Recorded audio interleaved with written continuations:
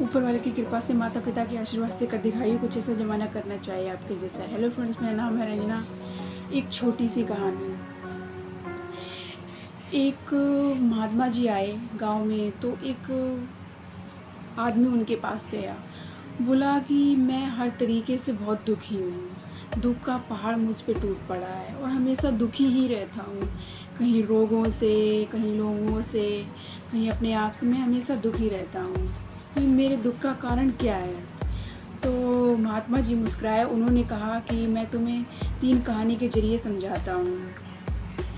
उन्होंने कहा कि एक बार क्या होता है, एक व्यक्ति पेड़ से चिपक जाता है, उसने पेड़ को पकड़ लेता है वो। तो वहाँ से गुरुजी जाते हुए हैं, वहाँ से गुरुजी निकलते हैं।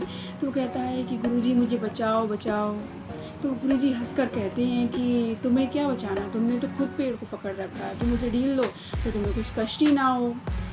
लेकिन वो उनकी नहीं सुनता है। तो महात्मा जी उसको ये कहानी सुनाते हैं। उसके बाद वो दूसरी कहानी सुनाते हैं कि जो मकड़ी होती है ना, वो मकड़ी जाल बुनती है अपने फ़ायदे के लिए, अपने फ़ायदे के लिए वो जाल बुनती है और फिर बाद में उसी में फंस जाती है, वो चाह कर भी निकल नहीं पाती है।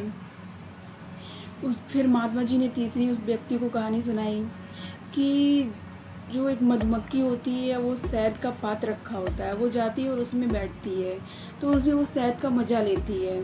वो शहद का मज़ा इतना लेती है कि ये नहीं कि थोड़ा शहद का मज़ा ले और फिर चली जाए, वो उसमें डूब जाती है। डूब जाती है तो वो उसके पंख होते हैं, उसमें वो चिपक जाती है, इसकी वजह से वो उड़ नहीं पाती है। तो फिर वो महात्मा जी तीनों कहानी सुनाते हैं। कहते हैं कि पहले तो तुमने ये संसार को खुद पकड़ रखा है, मोह ममता, ये तुमसे जाती ही नहीं है, इसीलिए तुम्हें ये इतना दुख सताता है।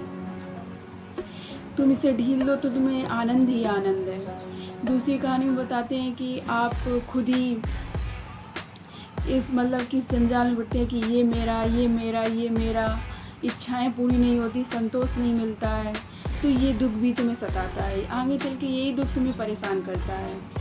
और तीसरा कि जब हम कुछ खाते हैं, उल्टा सीधा खा रहे हैं, कुछ पता ही नहीं है, कोई टाइम ही नहीं है, समय ही नहीं है, तो उसी की वजह से हमें रोग होते हैं।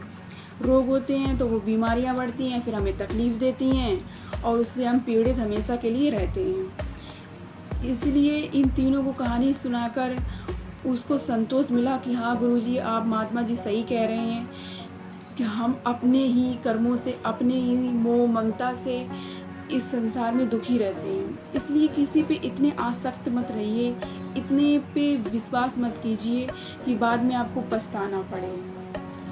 ये स्टोरी, ये टॉपिक आपको कैसा लगा कमेंट जरूर बताइएगा।